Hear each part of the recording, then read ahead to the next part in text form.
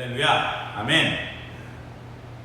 우리 모두 두 손을 가슴에 모읍시다. 두 눈을 감고 함께 고백해요. 하나님의 말씀은 내 영혼의 생명입니다. 말씀의 축복이 오늘 이루어지게 하소서. 아멘. 역사란 무엇인가 라고 하는 책을 쓴 영국의 역사학자 E.H. 카라고 하는 분이 있습니다. 그분이 이렇게 이야기를 했는데요. 역사는 과거와 현재의 끊임없는 대화다, 이렇게 이야기를 했어요. 이 말은 역사를 정의하는 매우 중요한 문장으로 여겨지고 있는데, 역사라고 하는 것이 단순히 과거에 일어났던 일들을 이렇게 적어놓은 것이 기록해 놓은 기록물이 아니라 그것을 뛰어넘는 어떤 것, 그래서 과거의 일이지만 그것이 우리가 살고 있는 현재와도 아주 깊은 관계를 맺고 있다라는 그런 것을 의미하는 말입니다. 많은 경우에 이제 현재가 과거의 일들을 평가를 하지요. 그래서 어떤 사람들은 역사를 그냥 역사가 아니라 승자의 역사다, 이긴 사람들의 역사다, 그렇게 말을 하기도 해요. 그런데 반대의 경우도 적지 않게 일어나는데요.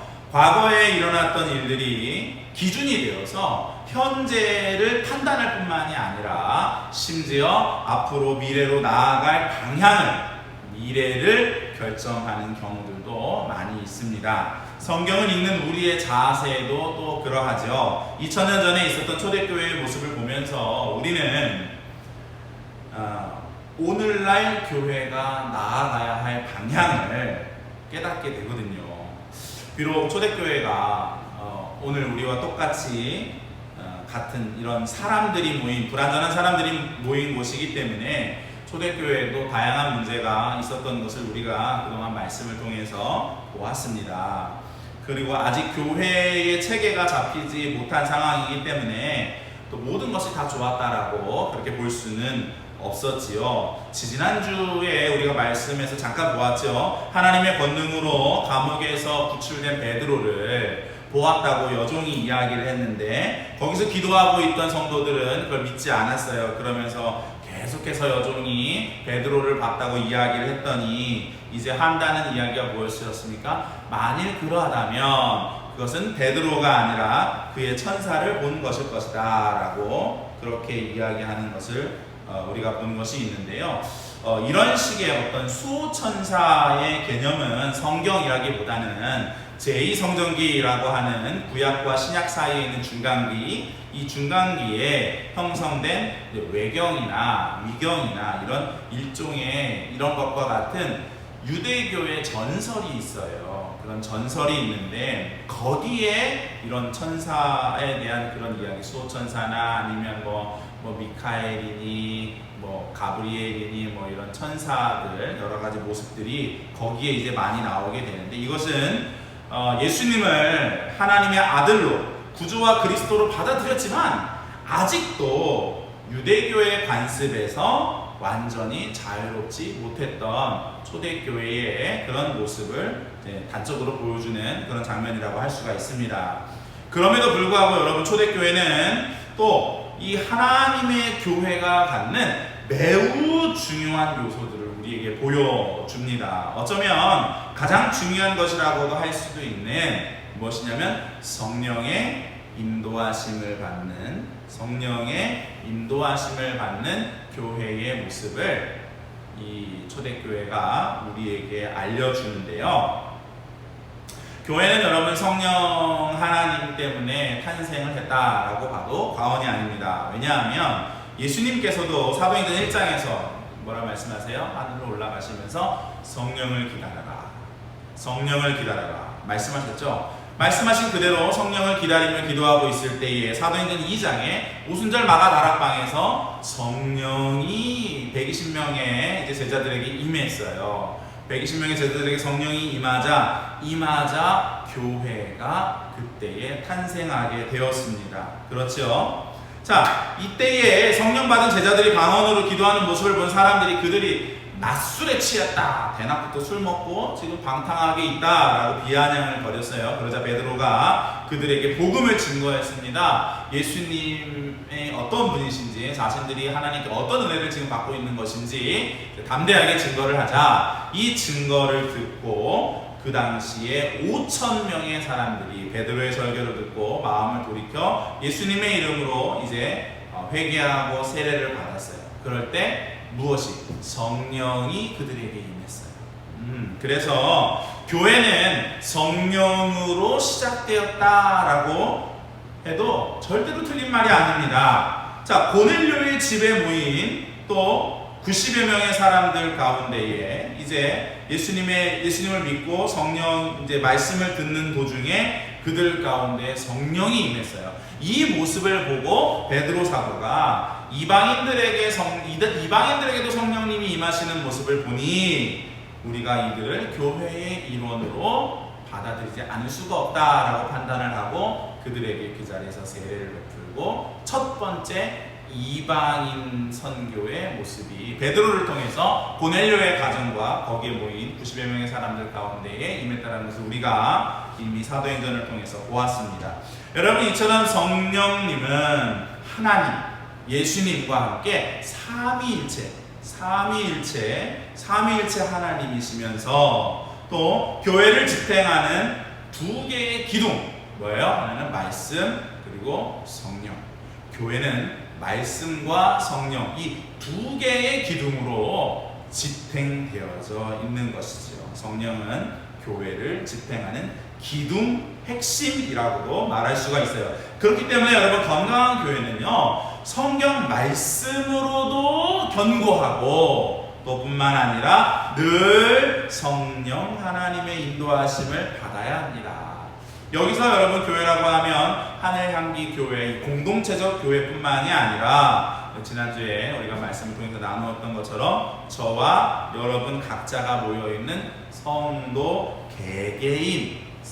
개인도 마찬가지라고 할 수가 있지요. 오늘 말씀을 통해서 우리 모두가 성령의 인도하심을 받는 교회와 또 성도로 거듭나는 그런 계기가 되시기를 간절히 바랍니다. 1절에 보니까 안디옥 교회에 있었던 지도자들에 대해서 오늘 1절 말씀에 나오는데요. 우리 함께 다 같이 함께 읽어봤으면 좋겠어요. 사도행전 13장 1절 시작. 안디옥 교회에 선지자들과 또 교사들이 있으니 곧 바나바와 니게르라 하는 시므온과 구레네 사람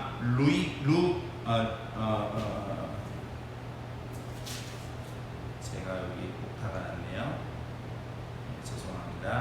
자, 1절 다시 한번 읽을게요. 안디옥 교회의 선지자들과 교사들이 있으니 곧 바나바와 니게르라 하는 시므온과 구레네 사람 루기오와 분봉왕 헤롯의 젖동생 마나엔과 및 사울이라. 아멘.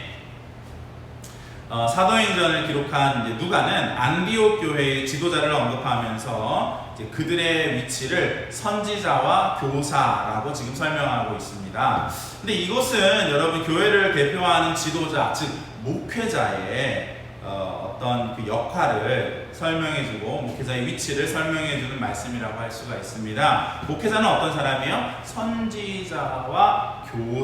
선지자와 교사의 역할을 하는 사람이 바로 목회자지요. 선지자는 그리고 교사는 이제 뭐 하는 사람이냐면 기록된 하나님의 말씀을 가르치는 역할을 한다고 한다면, 교사가 기록된 하나님의 말씀, 기록된 그 성경 말씀을 가르치는 것이 교사의 역할이라고 한다면, 선지자는 기록된 말씀을 이제 해석하고 하나님의 대언자로서 하나님의 뜻을 전달하는 사람이 선지자라고 말을 할 수가 있습니다. 그러니까 목회자는 기록된 하나님의 말씀을 가르칠 뿐만이 아니라, 이 성경 말씀을 가르칠 뿐만이 아니라 이 말씀을 해석하고 그때그때마다 주님의 교회와 성도들을 향한 하나님의 뜻을 전하는 선지자적 교사가 되어야 한다 라는 것이죠. 선지자적 교사라고 하는 것은 교회에서 목회자의 영적인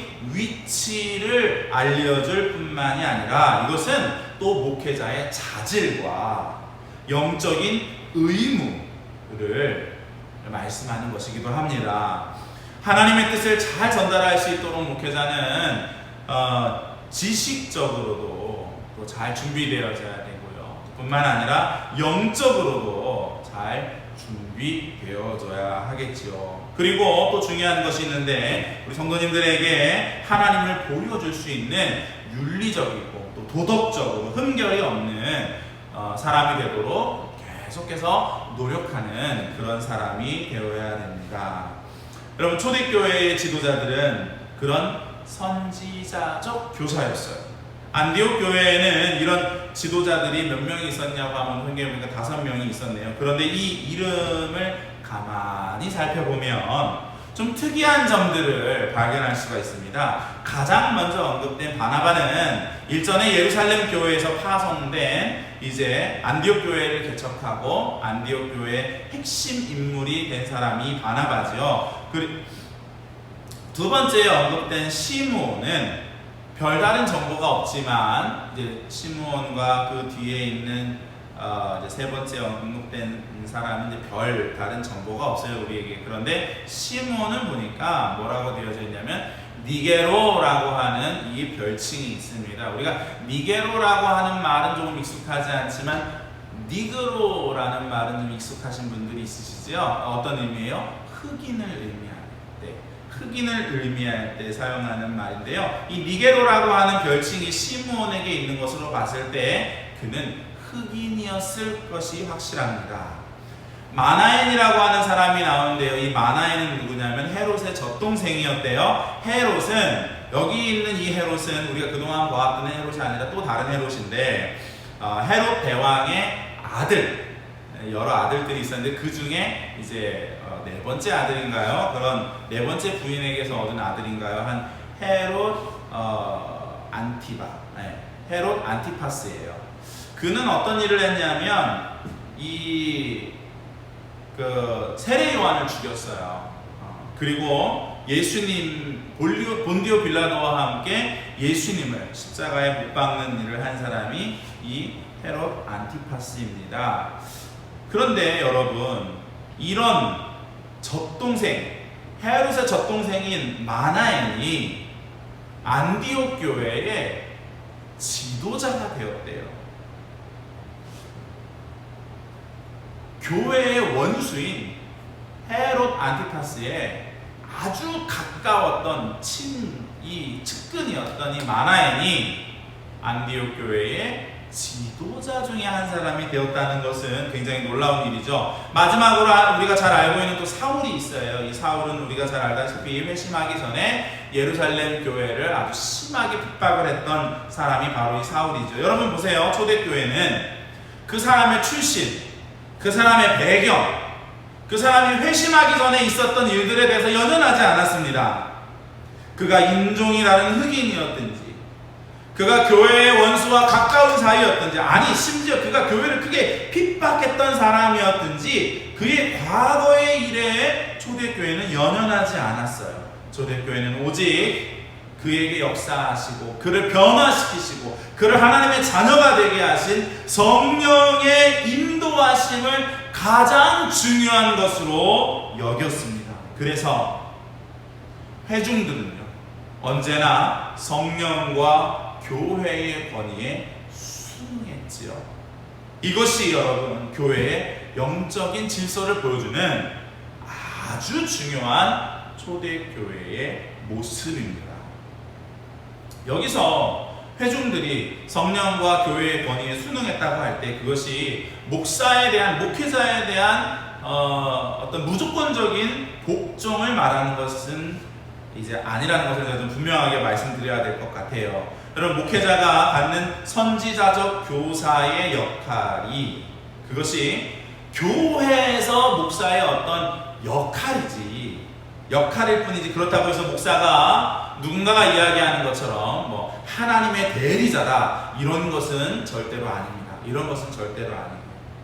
그렇기 때문에 여러분, 목사에게 순종하는 것이 자동적으로 하나님께 순종하는 것과 연결이 되느냐? 그렇다고 볼 수도 없는 것이지요. 목사 또한 여기서 오늘 본문에서 제가 설교 중에 이야기한 회중 중에 한 사람이에요. 목사와 회중이 분리되는 것이 아니라 목사도 회중의 한 사람인 것입니다. 이것을 절대로 우리가 간과하면 안 돼요.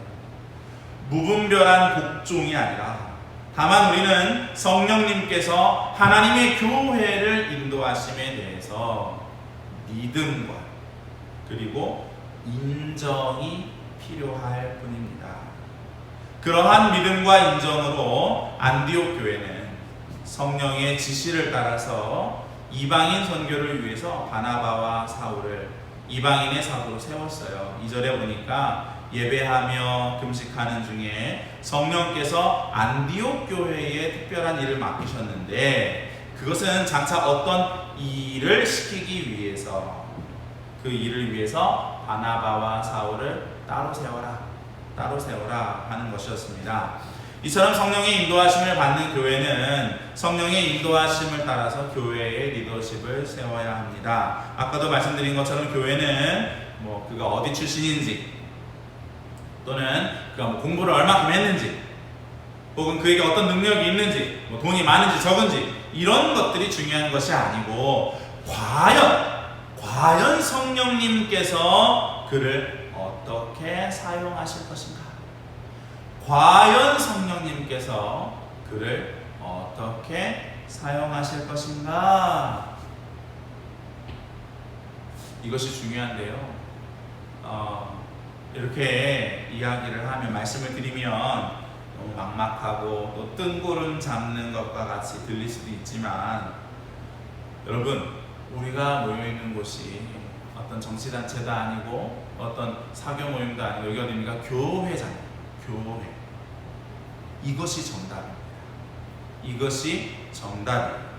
우리는 성령님과 빨리 친해져야 돼요. 다시요. 우리는 성령님과 빨리 친해져야 돼요. 더 친해져야 돼요. 성령님이 막연한 존재에서 실존하시고 나와 함께 하시고 나와 동행하시는 예수님의 말씀 그대로 보혜사 파라클레이토스, 내 옆에서 함께 계시면서 내 손을 붙잡고 나와 함께 동행하시면서 나를 도와주시는 보혜사 파라클레이토스로 인식이 되어지도록 우리는 성령님과 더 친해져야 돼요. 더 친해져야 돼요. 여러분, 그래서 사람을 세우는 일 뿐만이 아니라 또 성령님께서는 오늘 우리가 읽은 이 성경에 보니까 교회가 해야 되는 구체적인 사역의 방향까지도 제시해 주시는 것을 알 수가 있는데요. 다른 말로 이야기를 하면, 만일 여러분 우리가 성령님과 친하지 않으면, 성령님과 충분히 가깝지 않으면 성령님께서 교회와 성도들을 향해서 제시해 주시는 매우 중요한 일들을 다 놓치게 되어버린다라는 것을 의미하는 거죠. 성령님께서 사람을 세우고 사람을 옆에서 도와주시고 여러 가지 일들을 말씀하실 뿐만이 아니라 교회가 해야 되는 일들, 사역의 방향, 우리의 삶의 방향까지도 성령님께서 말씀을 해주시는데, 성령님과 충분히 가깝지 않다고 한다면, 성령님께서 나에게 하시는 말씀이 어떤 것인지 성령의 뜻을 우리가 분별하지 못한다고 한다면, 반대로 얘기해서 우리에게 주시는 매우 중요한 것들을 우리가 놓쳐버리게 된다는 거예요. 만일 교회에서 일꾼을 세우는 일이나 교회 사역의 방향이 성령님의 생각과 다르다고 한다면 어떻겠습니까? 우리가 최선을 다해서 생각하고 또 열심히 고민을 해서 일꾼을 세웠어요. 또 정말 이것이 하나님의 뜻이라고 우리가 생각을 해서, 생각이 중요해요. 생각을 해서 가장 적합한 일이라고 판단을 해서 그쪽으로 사역의 방향을 잡고 그렇게 열심히 우리가 섬기고 또 봉사를 했다고 우리가 한번 가정을 한번 해보겠습니다. 그런데 여러분, 그것이 정작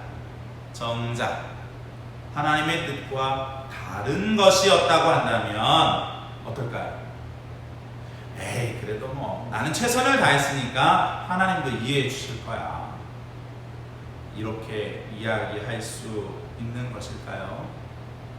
여러분, 더 나아가서 우리의 삶을 한번 생각해 봅시다. 우리가 살아가는 삶 속에서 계속해서 경험하는 우리의 결정들이 있습니다. 시간마다 또 우리가 투자하고 애쓰는 그런 일들이 있는데, 이 모든 수고들이 정작 하나님의 뜻과 다른 것이라고 한다면, 나는 최선을 다했는데 우리가 최선을 다한 것이 하나님 보시기에 그저 헛것이었다고 한다면, 여러분, 이보다 더 비참한 인생이 있을까요? 교회는 언제나 성령의 인도하심을 바라야 됩니다. 할렐루야! 아멘! 성도는 마찬가지로 언제나 성령의 인도하심을 받는 삶을 살아야 됩니다. 할렐루야! 아멘! 성령의 인도하심을 받을 때에 비로소 교회는, 성도는 이 땅에서 우리에게 맡겨진 하나님의 사명을 다할 수 있게 되는 것입니다. 비로소 그 존재가 의미 있는 존재가 되는 것이죠. 성령의 인도하심을 받는 복된 우리 성도님들이 다 되시기를 주님의 이름으로 축원합니다. 성령의 인도하심을 받는 안디옥 교회의 반응은요, 더 놀라웠어요. 성령께서 이방인 선교를 위해서 바나바와 사울을 이제 따로 세울 것을 명령하셨는데, 이 명령을 받고 안디옥 교회는 두 가지 반응을 보입니다. 우리 함께 3절 말씀을 읽어보도록 하겠습니다. 3절 시작. 이에 금식하며 기도하고 두 사람을 안수하여 보내니라. 아멘. 성령의 명령을 받고 안디옥 교회가 취한 두 가지 반응이 무엇이었습니까? 첫째는 금식하는 것이었습니다. 둘째는 말씀에 순종해서 두 사람에게 안수하고 이 사람들을 파송하는 것이었어요. 바로 순종이지요. 안디옥 교회는 첫째 금식하고 둘째 순종했어요. 안디옥 교회는 성령의 인도하심에 따라서 순종하는 교회였죠. 그런데 무턱대고 행동만 앞서는 그런 집단은 아니었습니다. 그들은 무엇보다도 기도하는 교회였어요. 소위 선교라고 하는, 그동안 한 번도 성경의 역사 속에서 해본 적이 없는 하나님의 이 하나님의 큰 일에 발을 딛기 위해서 그들은 무엇했냐면 금식했고요. 더욱이 그들은 기도했고요. 하나님의 강력하신 도우심이 정말로 있도록 간절하게 하나님께 요청했습니다. 여러분, 하나님께서 하라고 하신 일이니까, 성령이 하라고 하시는 일이니까, 그러니까 단순히 우리는 순종하기만 하면 된다, 이런 식으로 안디옥 교회는 생각하지 않았습니다. 하나님의 뜻이 분명한 것을 알기 때문에 그들은 더 조심하고 더 조심하면서 하나님의 뜻을 구하고 또 하나님의 도우심을 간절히 구했던 것입니다. 성령의 인도하심을 받는 삶을 산다는 것은요, 여러분, 이런 것이에요. 어쩌다 한두 번 성령 체험을 하거나 또 나를 향하신 하나님의 계획이나 비전을 우리가 깨닫았다고 해서 그대로 다 된 것이 아닙니다. 그보다 더 중요한 것은 그 일을 실천하고 진행하는 것인데, 여러분, 우리 한번 생각을 해보십시오. 하나님의 일을 하려면 당연히 하나님의 도우심이 있어야 하지 않을까요? 제가 대학교 1학년 때였던가요? 이런 이야기를 들은 적이 있습니다. 서울대학교를 가려고 하면 지하철 2호선을 타고 서울대 입구역에서 내리면 됩니다. 그런데 서울대 입구역에서 서울대학교가 꽤 멀어요. 그래서 버스를 타고 몇 정거장을 가야 되는데, 가장 어리석은 사람은 택시를 타고 서울대학교 정문에서 내리는 사람이래요. 왜 그럴까요? 서울대학교가 워낙 크기 때문에 캠퍼스가 얼마나 넓은지 학교 안으로 시내버스가 몇 대가 다녀요.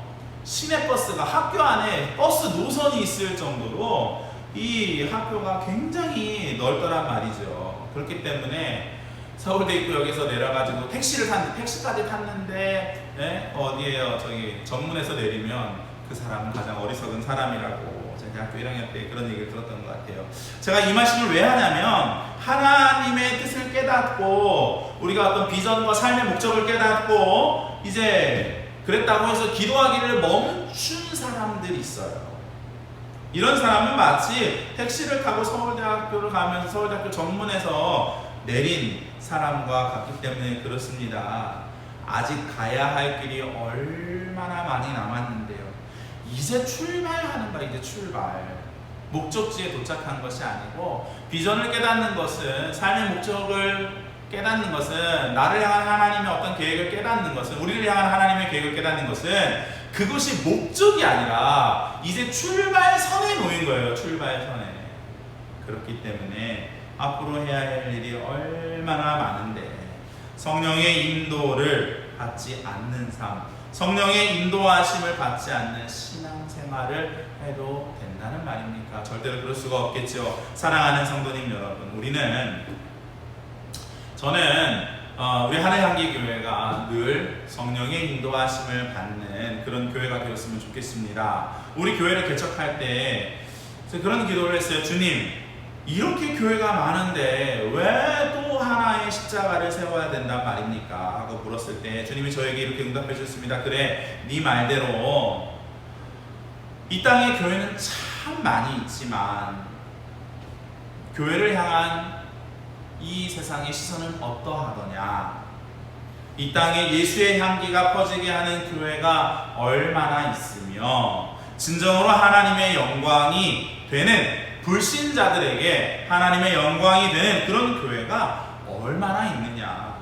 나는 그런 교회가 세워지기를 원한다. 그래서 우리 교회의 이름을 하늘향기 교회로 정하고 예수를 믿는 향기가 이 땅에 퍼지게 하라라는 이 문구를 우리 교회의 사명으로 세우게 되었습니다. 우리 교회 이제 계속해서 준비하고 있는 사역 중에 한입꾼 누리라고 하는 이제 교육, 문화, 섬김 사역이 있는데요. 코로나로 인해서 진행을 하다가 또 이제 멈추게 되었는데 종종 그런 요청이 와요. 교회에서 이런 것들을 좀 도와줬으면 좋겠다라는 그런 요청이 오기도 하고 또 어떤 분들에게는 이런 교회를 소개를 했을 때 그런 교회가 세상에 있다니 그런 교회 참 되게 좋은 것 같다라고 놀라면서 또 반겨하는 그런 얘기들도 듣고 있습니다. 교회를 위해서 또 사역을 위해서 하나님 나라의 일을 위해서 우리 섬김을 위해서 예수님의 향기가 우리 교회를 통해서 이 안녕동, 화산동, 이 송산동 일대에 퍼질 수 있도록 기도해 주시기를 부탁드리도록 하겠습니다. 오늘 함께 예배하시는 우리 하늘향기교회 성도님 여러분, 지금 코로나의 시기를 장기적으로 지나고 있는 이때에 여러분 얼마나 많은 어려움을 갖고 계십니까? 얼마나 많은 힘듦이 있습니까? 제가 다 알지 못하지만 그 모든 것들을 여러분 성령님께 맡기십시오. 성령님께 맡기십시오. 그리고 어떻게 하면 예수를 믿는 향기가 나는 그런 성도의 삶을 살 수 있을지, 그것을 위해서 내가 무엇을 해야 할지, 어떻게 해야 할지 성령님께 물어보십시오. 그리고 성령의 인도하심을 받는 귀하고 복된 삶이 되시기를 주님의 이름으로 축원합니다. 오늘 말씀을 준비하면서 단순한 성경교사가 아닌, 제가 성경교사가 아닌 선지자적 교사로서 나는 우리 교회 성도님들을 위해서 무엇을 해야 하는지에 대해서 많은 고민이 있었습니다. 그동안 주님께서 계속해서 우리 교회에 기도할 것을 몇 주에 걸쳐서 계속해서 주님께서 우리 교회에 강조해서 말씀하시고 있어요. 그렇죠? 여러분께 제가 말씀은 드리지 않았지만 저는 그 몇 주 동안 계속해서 교회에 모일 수 없는 이 상황 가운데에 어떻게 우리 성도님들로 하여금 기도의 자리로 나아갈 수 있도록 내가 목사로서 도울 것인가에 대해서 많은 고민이 있었습니다. 여러 가지 방법들을 이제 고민을 했었는데 무언가 이거다 싶은 그런 잡히는 게 없더라고요. 그래서 계속 그러나 이제 계속되는 마음의 도전은 빨리 기도의 자리를 만들어야 한다라는 것이었습니다. 이것은 성령께서 주시는, 우리 교회에 주시는 거룩한 부담감이었습니다. 이러한 거룩한 부담감을 오늘 말씀을 준비하면서 이 거룩한 부담감이 더 확실해졌는데, 한 가지 아주 좋은 그런 도전을 주셨어요. 그것은 아까 광고 시간에 말씀드린 것처럼 매일, 일주일 동안 매일 한 끼를 금식하면서 성경을 읽고 기도하는 것입니다. 구체적인 방법은 이래요. 내일부터, 월요일이죠. 내일부터 토요일까지 6일 동안 이제 진행을 하는데, 매일 아침을 금식하면서 하루 시작을 주님과 함께 시작했으면 좋겠습니다. 평소 이제 식사하시던 시간만큼, 이제 금식이라는 것이 밥만 안 먹으면 되는 것이 아니고 그 시간을 이제 하나님께 드려야 되는데, 평소 식사하시는 시간만큼 30분이면 30분, 1시간이면 1시간 이렇게 하나님께 좀 그 시간을 드렸으면 좋겠습니다. 그래서 성경을 최소 한 장 이상 읽으시고요. 그리고 제가 기도 제목 아까 드린 것을 가지고, 3가지 기도 제목을 가지고 같이 함께 기도해 주셨으면 좋겠어요. 평소에 아침을 안 드신다고 하신다면 평상시보다 한 30분 정도 일찍 일어나셔서 하루를 시작하시면서 하나님 앞에서 또 시간을 구별해 드리시기를 바랍니다. 최소 시간은 우리가 30분으로 정했으면 좋겠습니다. 그리고 30분으로 정해서 제일 먼저 하나님께 이제 하루를 주시면 감사를 드리면서 오늘 하루를 인도해 달라고 먼저 기도를 하고요. 그 다음 지금 우리가 사도행전 13장을 읽어가고 있죠. 오늘 13장 처음 여기서 이제 바울의 선교여행, 1차 선교여행이 시작되어지는데, 13장부터 시작해서 한 장도 좋고 두 장도 좋습니다. 읽으시고 그 다음 이제 기도를 하는 시간을 갖는데요. 기도 제목을 제가 드리도록 할게요. 아까 드렸던 것처럼 첫 번째, 나라를 위해서 코로나가 빨리 이제 잡힐 수 있도록, 둘째, 코로나 시대를 살아가고 있는 우리 교회를 위해서, 하늘향기 교회를 위해서, 또 성도님들을 위해서 기도해 주시기를 부탁드리는데, 지금 우리 교회 성도님들 가운데 건강으로 고생하시는 분들이 꽤 많으세요. 목 디스크가 있으신 우리 성도님 계시고, 또 허리 디스크로 고생하시는 우리 성도님 계시고, 또 가정에 이제 치매가 있는 이제 그런 성도님 계시고, 사업장이 잘 안 돼서 좀 어려우신 분이 계시고, 직장이 또 지금 좀 불안정한, 지금 이 코로나가 길어지면서 직장이 좀 불안정한 상황이 되어진 성도님도 계시고, 여러 가지 이제 가정의 문제, 직장의 문제, 건강의 문제들로 어려워하시는 성도님들이 많이 계시거든요. 우리 성도님들을 위해서 또 내 문제만이 아니라 우리 교회를 위해서 함께 교회 공동체를 이루는 성도들을 위해서 같이 함께 기도해 주시기를 부탁드리도록 하겠습니다. 그리고